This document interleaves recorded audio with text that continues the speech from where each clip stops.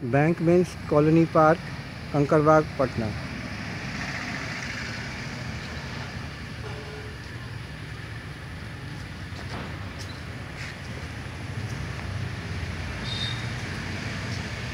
नमस्ते। नमस्कार। क्या हाल चाल है? बस बढ़िया। आप कैसे हैं? ठीक। अच्छा। आप रंगमंच की दुनिया में काम कर रहे हैं। रंगमंच की दुनिया में आने की प्रेरणा आपको कैसे मिली? मेरे घर में पहले से रंगमंच था। मेरे बड़े भाई विवेक करपटने वो कला संगम में 1976 से रंगमंच से जुड़े हुए थे और उन्हीं की प्रेरणा से मैं भी रंगमंच में आया 1990 में और तब से मैं इसमें सक्रिय हूँ। हमारे घर में रंगमंच का पहले से सक्रिय था, इसी से हम लोग की लगातार रंगमंच होता रहा है।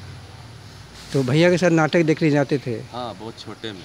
क्या उम्र था मेरी उम्र थी उस समय 8 साल हुआ करती थी। अच्छा। और कला संगम में हमारे सतीश आनंद पटना बिहार रंगमंच के अब तो एकेडमी पुरस्कार भी प्राप्त है वो।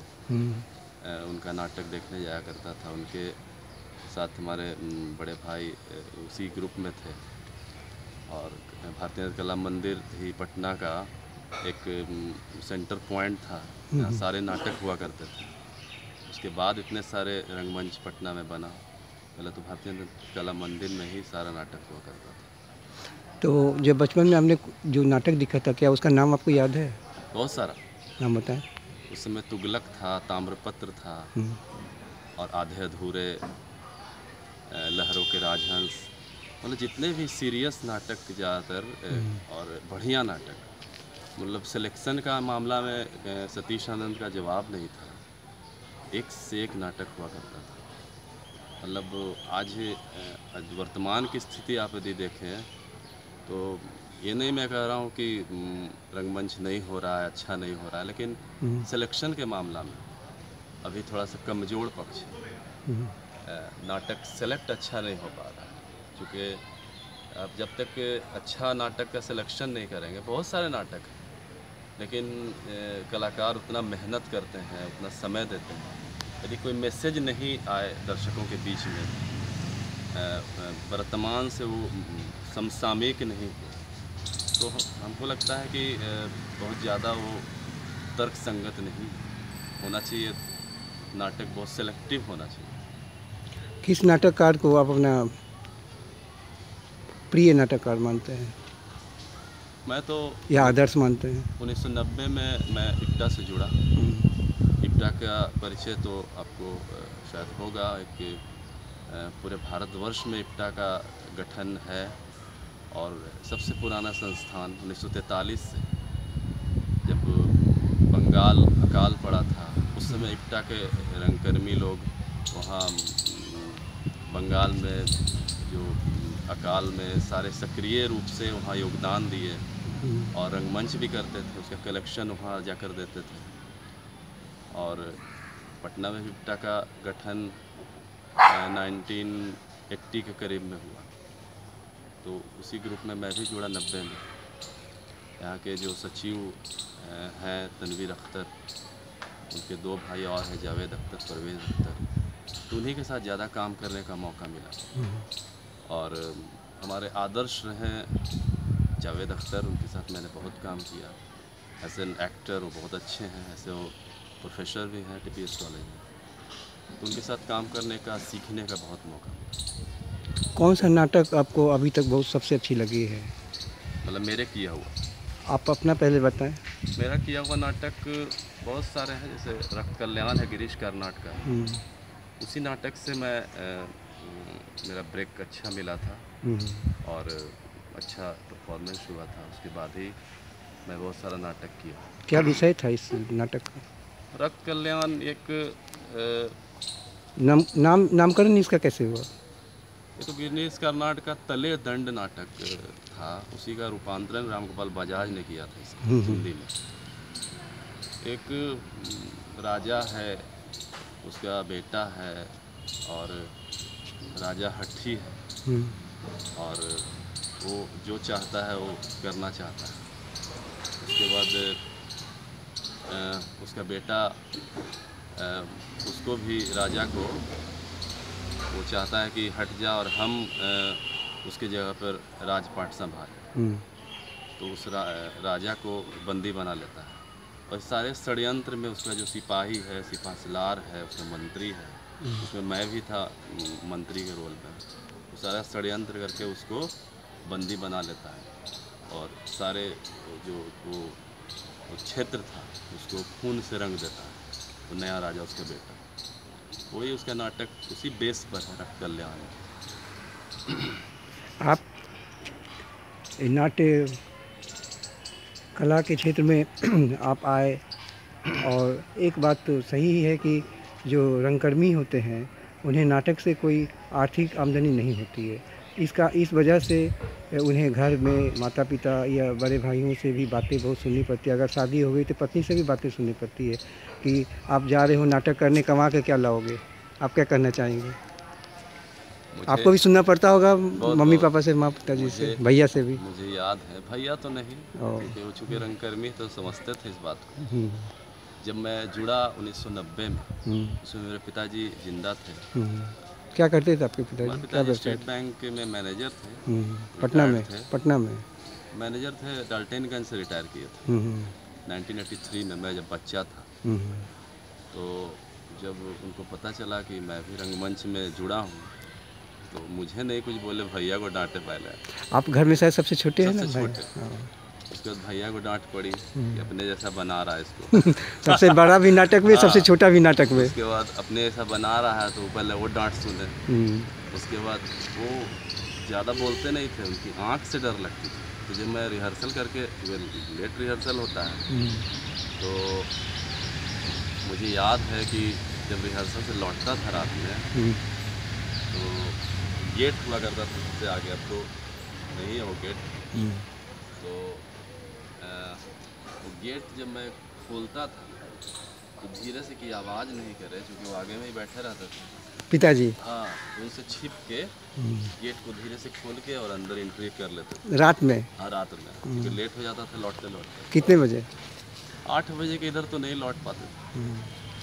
तो ये सब घटना याद है। फिर वो अगर पता चल गया तो? पता चल गया तो बोलते नहीं थे, क्योंकि इतना बच्चा भी नहीं था कि डांटे, तो समझते थे कि क्या उम्र था उस समय आपकी? मेरी उम्र थी उस समय 18 वर्ष। और उसके बाद तो 90 में जुड़ा और 93 में वो चले गए। तो मैं फ्री उस सेंस में नहीं कहना चाहिए कि वो चले गए तो मैं आज़ाद हो गया। वो चले गए तो फिर रंगमंच भी चलता रहा। काफ़ी आर्थिक परेशानियों का भी सामना करना पड़ा। छोटा था और उस वक्त की याद करके थोड़ा सा आदमी इमोशनल भी हो जाता है, दुख भी होता है। कि पढ़ाई भी, मैं इंटर में था, पढ़ाई भी साथ साथ। किस स्कूल से? मैं तो गवर्नमेंट बहुत सारे स्कूल में पढ़ा। बहुत लोगों को बताता हूँ तो कहता है कि हर स्कूल से उसको भगाया जाता था क्या। किस स्कूल से आपने मैट्रिक किया? अलग स्कूल पढ़ने का मेरा एक उस समय था। मैट्रिक किस स्कूल से किया? मैंने पटना सेंट्रल में भी पढ़ा, मॉडर्न कॉन्वेंट में भी पढ़ा, राजेंद्र पब्लिक में भी पढ़ा, लेकिन मैट्रिक किया गवर्नमेंट स्कूल से, राजेंद्र गवर्नमेंट हाई स्कूल। उसके बाद मैं TPS कॉलेज में गया, इंटर किया वहाँ। Inter, graduation, honours. तो बचपन में आपने क्या सोचा था कि बड़ा होकर डॉक्टर, इंजीनियर या नाटककार ही बनूंगा? क्या सोचा था आपने? पढ़ने में इतना बहुत। या पिताजी क्या चाहते थे, या माँ क्या चाहती थी, या भैया क्या चाहते थे? पिताजी बेचारे मेरे साथ, मैं पिताजी के साथ 10 साल रहा टोटल, और बेचारे रिटायर्ड आदमी थे। तो उन्होंने, और पहले का माहौल भी चूँकि ज़्यादा भाई बहन होने के कारण कभी ऐसा नहीं रहा कि वो बेचारे कुछ सोचते। उनको सोचने का न वक्त था, न पैसे थे। या किसी मित्र से भी आपको ये नहीं तो ये कि वो ये बनना चाहता है तो मैं भी ये बनूँ, ऐसा कुछ? कोई कभी हमसे नहीं पूछा लाइफ में कि आप क्या करना चाहते हैं। ये आपको लग रहा था कि मैं रंगकर्मी बनूंगा बड़ा होकर? मेरे अंदर से था ना कि मैं रंगमंच करूं, फिल्म करूं और यही करूं। बचपन से ही ऐसे भाव था। तो मैं हीरो का, एक्टर्स का आवाज़ निकालना उस तरह की, और खेलकूद में नंबर 1 पढ़ाई में नंबर 2, उस तरह का था। और हमारे सबसे हास्यास्पद नहीं कहना चाहिए, हमारे एक एक्टर हैं मोहन आगाश है, उनके इंटरव्यू में मैं एक बार देखा कि वो बोले कि अच्छा रंग अभिनय वही कर सकता है जो खेल कूद में नंबर 1 हो, जो उद्दंडता में नंबर 1 हो, वो अभिनय भी अच्छा कर सकता है। सही कहा बहुत है ज़्यादा उन्होंने। पढ़े लिखे आदमी को अभिनय करना शायद दिक्कत हो। सही कहा है उन्होंने। और कोई सवाल? हाँ, ये क्या कहते हैं, आप ये बताएं कि फिल्में आप देखते हैं? हाँ, देखते हैं। और कौन सी फिल्म आपको बचपन में बहुत अच्छी लगती तो अभी कौन सी अच्छी लगती है, या जिसे बार बार देखना चाहेंगे, या अपने मित्रों को भी मैं कहेंगे सबसे देखो? ज़्यादा फिल्में अमिताभ बच्चन का मैंने देखी, कुछ नाम बताएं। बहुत सारे हैं। हमको लगता है कि मैक्सिमम फिल्में मैं उनका देखा, मतलब शुरुआती दौर से यदि बोलिए तो उनकी शुरुआती दौर की फिल्म थी जंजीर थी, शोले थी, वहाँ से लेकर के अभी तक का बागवान उनका इधर का सबसे अच्छी फिल्म रही। सारी फिल्में मैंने उनका देखा। तो फिल्म एक्टर में, फिल्म अभिनेता में किन्हें आप अपना आदर्श मानना चाहेंगे? अमिताभ बच्चन। अमिताभ बच्चन। क्यों? ये अमिताभ बच्चन के बारे में क्यों पूछना ही थोड़ा सा बेमानी है, क्योंकि वो तो हर तरह से फिट है, हर तरह से अव्वल, सदी का महानायक है, इसलिए नंबर 1 मेरे आदर्श। फिल्मों से पूछिएगा तो मेरे आदर्श genius actor of the world. Genius actor.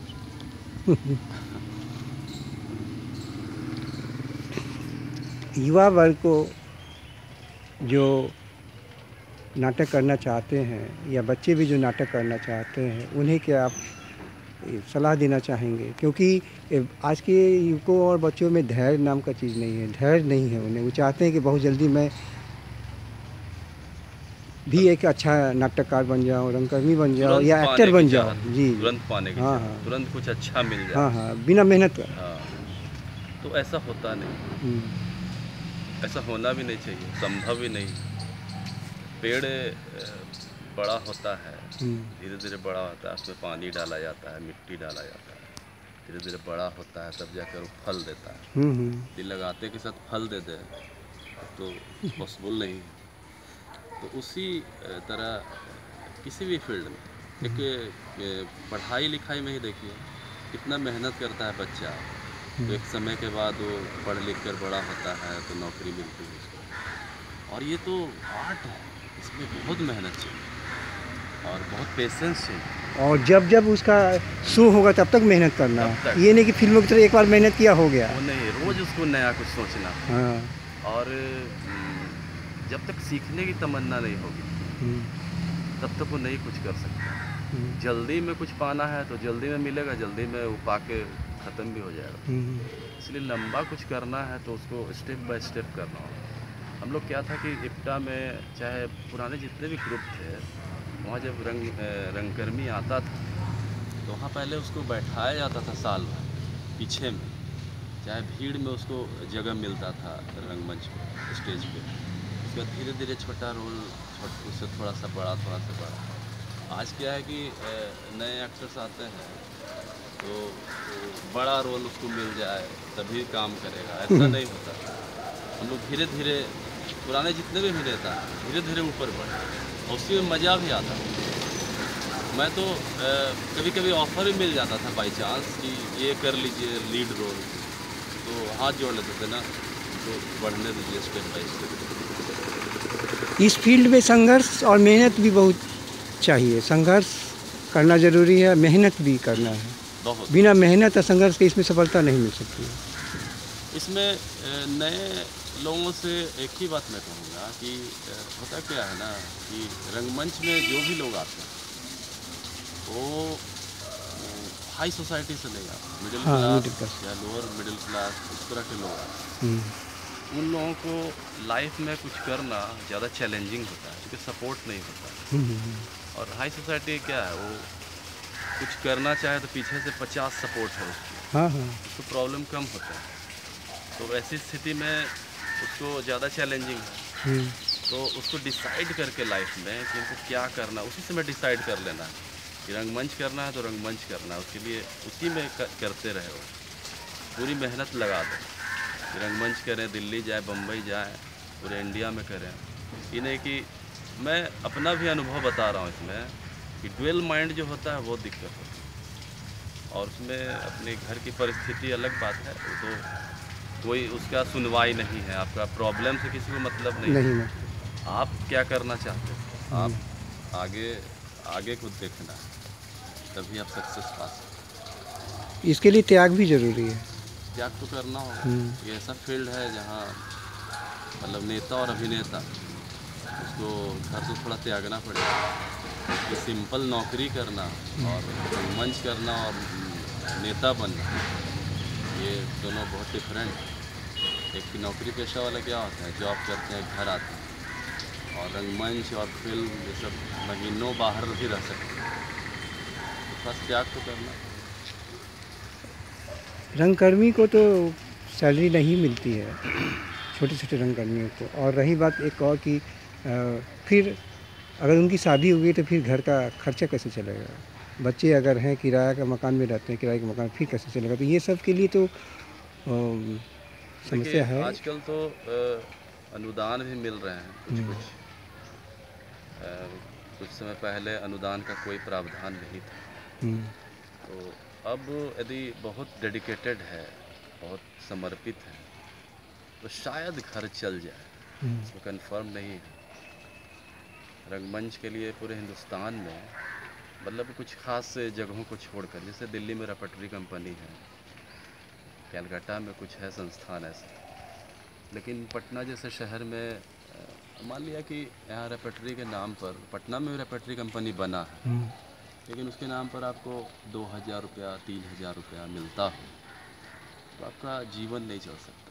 मतलब दया के नाम पे कुछ मिल जाए, हाँ, तो उससे तो नहीं कुछ जीवन नहीं ना चल सकता। तो आपको रंगमंच यदि करना है, लंबा रंगमंच करना है, तो आपको कुछ ना कुछ करना होगा उसके साथ। मैं भी करता हूँ शायद रंगमंच के साथ फोटोग्राफी भी मेरा बिजनेस है, उसी से मैंने सब कुछ किया। रंगमंच से तो ऐसा आर्थिक मदद तो सोचना भी पटना रंगमंच में बड़ा मुश्किल है। तो गरीब के बच्चे अगर टैलेंटेड हैं, क्योंकि मैंने देखा है बहुत सारे परिवारों में, स्लम कॉलोनी में भी बहुत टैलेंट होता है छोटे छोटे बच्चों को, लेकिन उनको कोई गाइड करने वाला नहीं है, मार्गदर्शन करने वाला कोई नहीं है। जो उसमें टैलेंट है नाट्य कला का, उनको कैसे ये आगे बढ़ाया जाए, गरीब के बच्चों को। बिहार सरकार तो एक किलकारी संस्थान के बारे में भी आपको जानकारी होगी, जहाँ बहुत कम फ़ी में 10 रुपया शायद है वहाँ एंट्री फ़ी। वहाँ आपको रंगमंच से लेकर कर लेखन, कविता लेखन, गायन, हर तरह की ट्रेनिंग दी जाती है।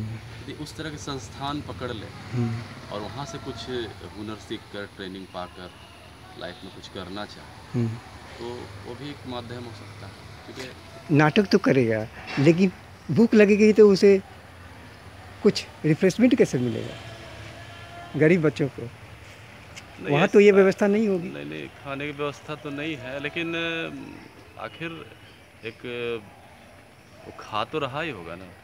हाँ। भूखा तो नहीं होगा। यदि भूखा रहता तो बेचारा मर जाता, तब तो रंगमंच का सोचता भी नहीं। हाँ हाँ। वो खा रहा है, यदि पेट उसको भर रहा है, तभी वो रंगमंच सोच सकता है। एकदम भूखा आदमी तो बेचारा नहीं कर सकता है, नाटक नहीं कर सकता है, नाटक नहीं, कुछ नहीं कर सकता है, बोल ही नहीं पाएगा, वो बोल ही नहीं पाएगा। हाँ। अभी तो यही ना है, बोलना नहीं चाहिए। बहुत सारी योजनाएं सरकार का है कि योग करिए और ये करिए वो करिए, लेकिन साथ साथ गरीबों के बारे में भी सोचना होगा। बेचारा का पेट भरेगा तभी ना योग करेगा। बहुत सारे ऐसे गरीब हैं हिंदुस्तान में जिनको एक टाइम भोजन भी बढ़िया से नसीब नहीं है। पहले उनका भोजन का व्यवस्था हो, तब योग का व्यवस्था हो। योग तो अच्छी चीज़ है ही, लेकिन पहले भोजन की व्यवस्था होनी चाहिए, उनके रोज़गार की व्यवस्था होनी चाहिए। तो एक ये बात और आप बताएं कि पटना में बहुत सारी नाट्य संस्थाएं हैं, कुछ प्रमुख नाट्य संस्थाओं का नाम बताएं। प्रमुख नाट्य संस्थान में तो सबसे पहला नाटक संस्थान तो कला संगम है, इसमें हमारे थे सबसे पुराने में। उसके बाद बहुत सारे ग्रुप का निर्माण हुआ, इप्टा है, निर्माण कला मंच है, थिएटर यूनिट है, कला जागरण है, बिहार आर्ट थिएटर है। बहुत सारे ग्रुप्स हैं जो अपने अपने नट मंडप नट मंडप हैं हमारे गुरु के जावेद अख्तर खां के। तो बहुत सारे ग्रुप हैं जो अपने अपने स्तर से काम करते रहते हैं।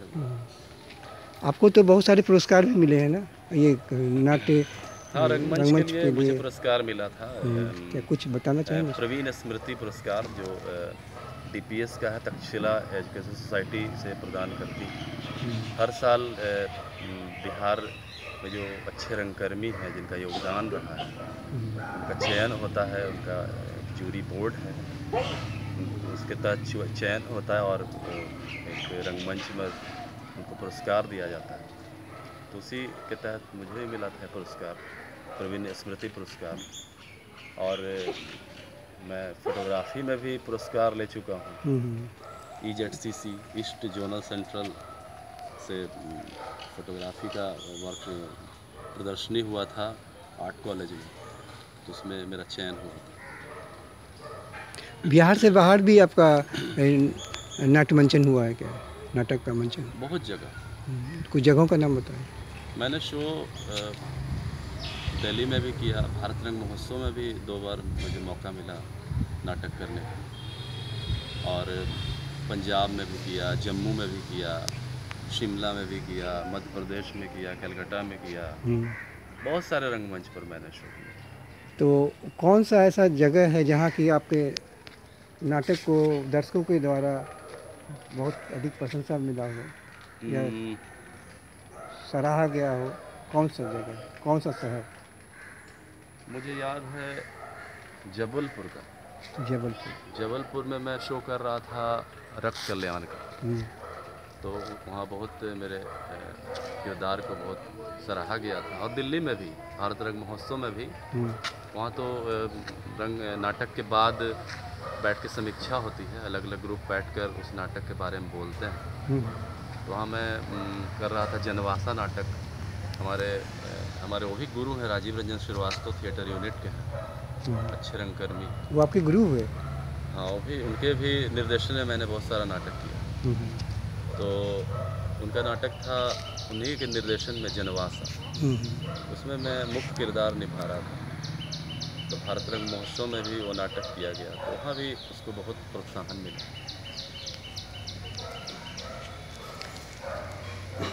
किशोर और युवा नाट्यकर्मियों को जो कि नए हैं इस क्षेत्र में, इस फील्ड में, उन्हें आप कौन सा नाटक देखने की अनुशंसा करेंगे या बताएंगे, उन्हें प्रेरित करेंगे कि ये नाटक उन्हें देखना चाहिए कुछ सीखने के लिए, या फिल्म, हिंदी फिल्में जो कि किसी भी नए युवा रंगकर्मियों को देखना चाहिए ताकि कुछ सीखे देखकर भी? नहीं, कोई खास नाटक का नाम लेना तो सही नहीं होगा। या कोई फिल्म? बहुत सारे नाटक हैं जो हमारे सीनियर्स करते हैं, जिनसे सीखने का मौका मिलता है, उन्हें ज़रूर देखना चाहिए और अच्छे लोगों के बीच में बैठना चाहिए जहाँ अच्छी अच्छी बातें होती। नहीं तो आपको समय पास करने के लिए बहुत सारी जगह।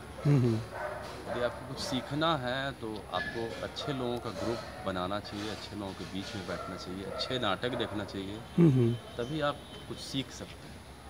और फिल्में भी, अब तो फिल्म की स्थिति आप देख ही रहे हैं, आप 2 मिनट फैमिली के साथ बैठना मुश्किल है, लेकिन पुरानी बहुत सारी ऐसी फिल्में हैं जिनके आप देखकर आप कुछ सीख सकते हैं, कुछ अच्छा महसूस कर सकते हैं।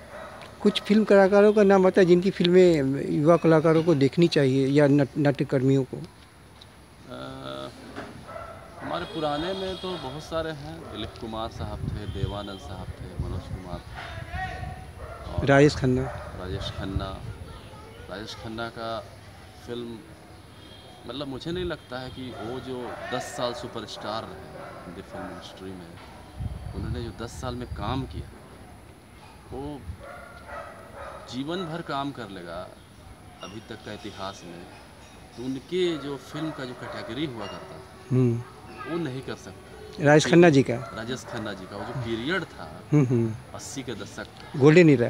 गोल्डन एरा, एक से एक फिल्में, एक से एक सब्जेक्ट्स, एक से एक संगीत, गाने, उसकी तुलना कोई नहीं कर सकता। बड़े से बड़े कलाकार वो 10 साल में जो फिल्में किए, उनके पहले दिलीप कुमार ने भी किया था, लेकिन राजेश खन्ना का पीरियड जो था वो गोल्डन था, हर तरह से फिट।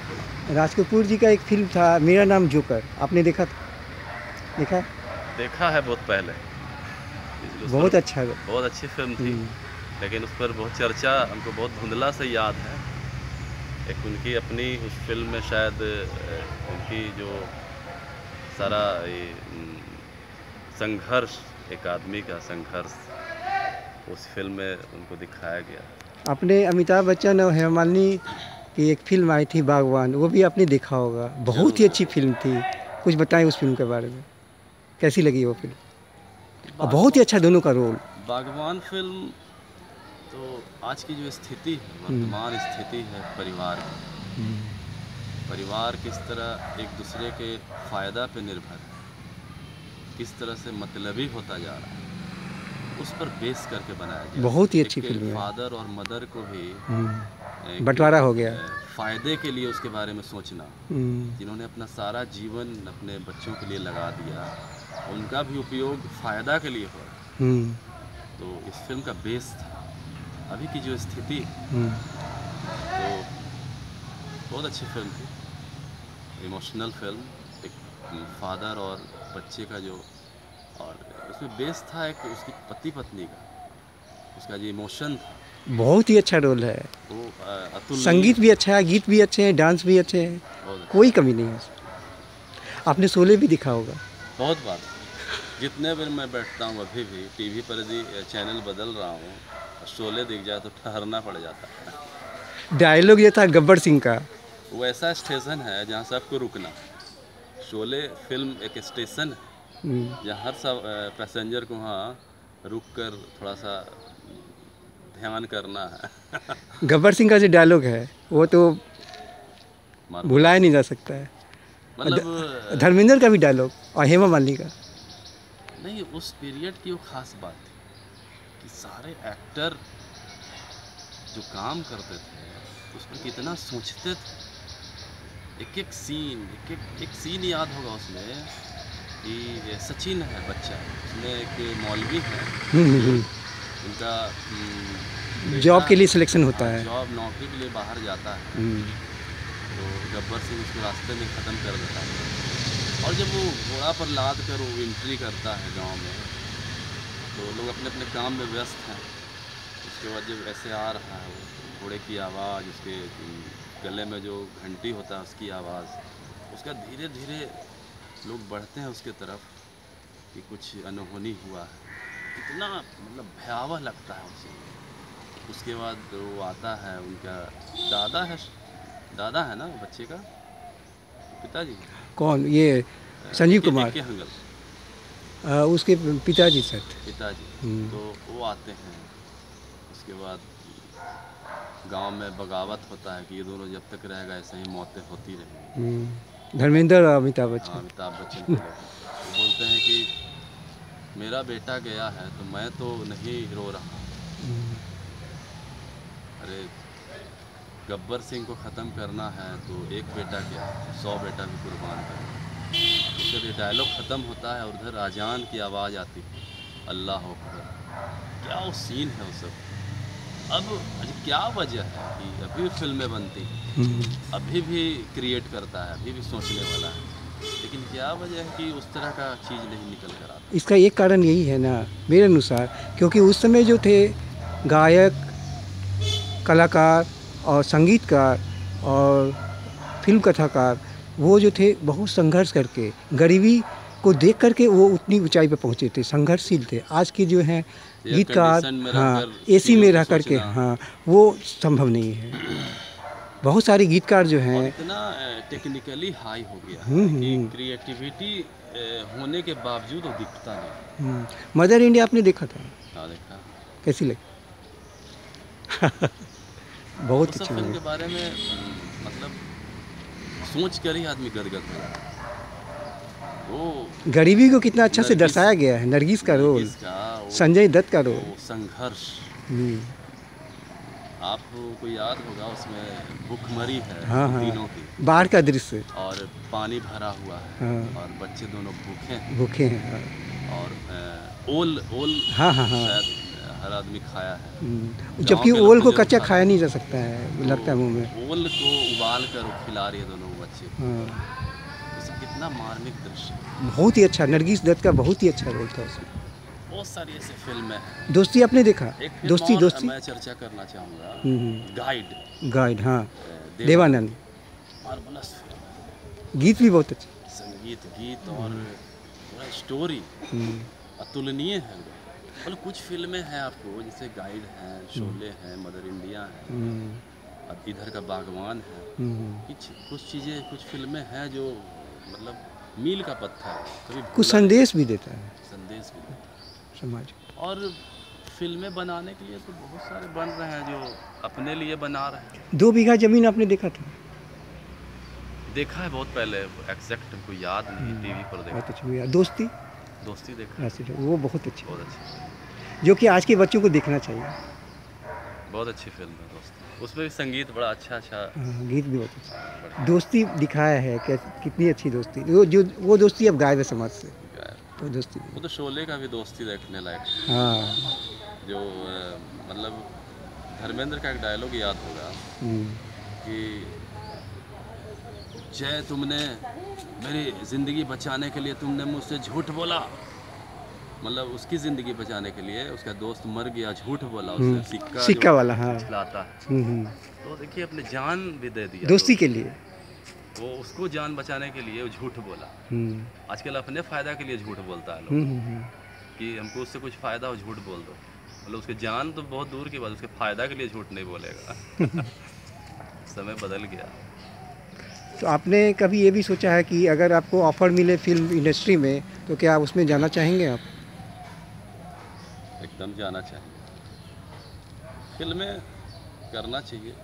उसका क्या है ना, रंगमंच और फिल्म में, दोनों में एक ही अंतर है कि आप एक नाटक करते हैं तो एक बार में मैक्सिमम कितने लोगों को दिखा सकते हैं? 500, 1000, 5000। एक फिल्में बनती हैं तो पूरा हिंदुस्तान चाहे दुनिया देखता है। तो दोनों के प्रेजेंटेशन में यही फ़र्क है, दोनों की प्रस्तुति दुनिया वर्ल्ड वाइड देखते हैं, और रंगमंच में उसका स्तर थोड़ा सा दायरा कम है। ये नहीं कह रहे कि रंगमंच ये है और वो है, दोनों का अपना महत्व है। इसलिए फिल्मों के प्रति अट्रैक्शन तो सारे कलाकार को करना भी चाहिए, करने में खराबी नहीं। अपना परिचय देंगे? मेरा नाम पंकज करपटने, मेरे पिता का नाम स्वर्गीय नरेंद्र कुमार, मेरे बड़े भाई का नाम, जो भी रंगकर्मी हैं, थे भी कह सकते हैं, और स्टेट बैंक से रिटायर्ड हैं, नाम बताएं। विवेक करपटने। और कुछ दोस्तों का नाम लेना चाहूँगा।